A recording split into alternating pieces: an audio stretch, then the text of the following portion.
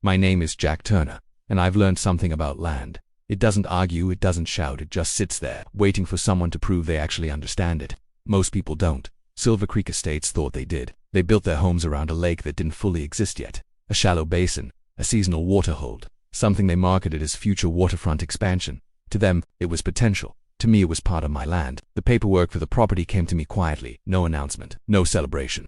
Just a stack of documents confirming something very simple. The lake basin, the water channel feeding it, and the surrounding land, all belonged to me, not partially, not shared fully. But Silver Creek didn't see it that way. They saw water, and water to them meant control. The first time Karen approached me, she didn't ask questions. She gave instructions.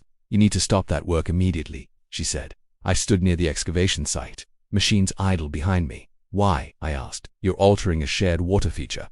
I nodded slightly. "It's not shared, it affects the community." I looked at her calmly. "It's my land." She didn't like that, because people like Karen don't respond to ownership. They respond to authority, and she believed she had it. "You'll need HOA approval," she said. I shook my head.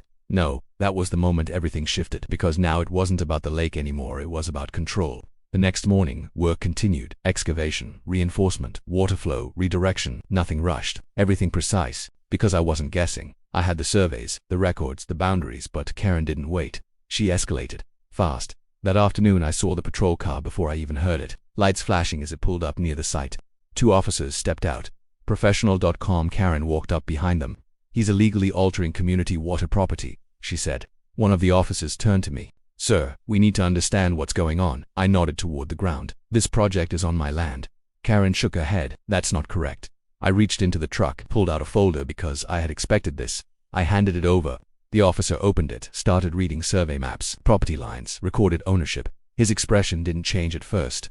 Then he flipped another page, then another, and then he paused, looked up, then back down again, because now he was seeing something Karen never bothered to check. Title records, clear registered, filed long before the HOA ever existed. He looked at Karen. "Ma'am, this land is privately owned." She frowned. "That's not possible." He nodded slightly. "It is." Silence. But that wasn't the real moment that came next. Because I wasn't finished, I reached into the folder again, pulled out a second document. Older, more detailed. "This is the original title chain," I said. The officer read it carefully, slower this time, more focused. Then he looked at the map again, traced a line with his finger, and that's when everything changed. Because now it wasn't just about the lake, it was about access. He looked at Karen. "Ma'am, do you know where your community access road is recorded?" She hesitated. "It's part of the development." He shook his head slightly. "It's recorded as an easement. Across this property." He tapped the paper. And just like that, the situation flipped, completely. Karen stared at the document, confused, then defensive. "That doesn't change anything." I met her eyes. "It changes everything." Because now the conversation wasn't about stopping my project. It was about how they were using land they didn't own. "You don't own the access to this area," I said calmly. "You have usage rights, and those rights depend on the original agreement." The officer nodded. "That's correct." Karen stepped back slightly, trying to process it. "This is ridiculous. It's documented," the officer said. "And enforceable." That was the moment it hit her. Not fully, but enough. Because she realized something simple. She had just called the police. On the person who controlled the land her entire community depended on. The officers cleared the scene shortly after. No violations, no stop order. Work continued the same day. But the report didn't disappear, because once property records get involved, people start looking closer. The title search triggered more attention. County review. Document verification. Access agreements re-examined, and it didn't take long. Because once someone starts pulling on that thread, everything connected to it starts to move. Improper assumptions, unverified boundaries, unquestioned authority, all tied back to one thing: Karen's decision to push where she didn't understand. The HOA received notice within days. Formal, clear, their access road, their lakeside entry, even parts of their common areas, all sat on land they didn't own. They had permission, nothing more, and permission can be changed.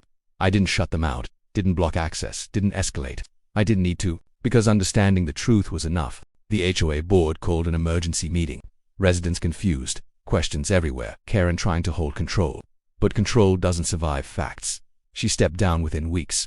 No announcement, no explanation, just gone. Same pattern, different mistake. As for the lake, it was finished exactly how I planned it.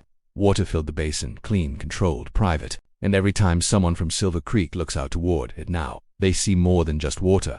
They see a reminder that ownership isn't about who speaks the loudest. It's about who actually holds the title. Because when Karen called 911 to stop my lake project, she thought she was enforcing authority.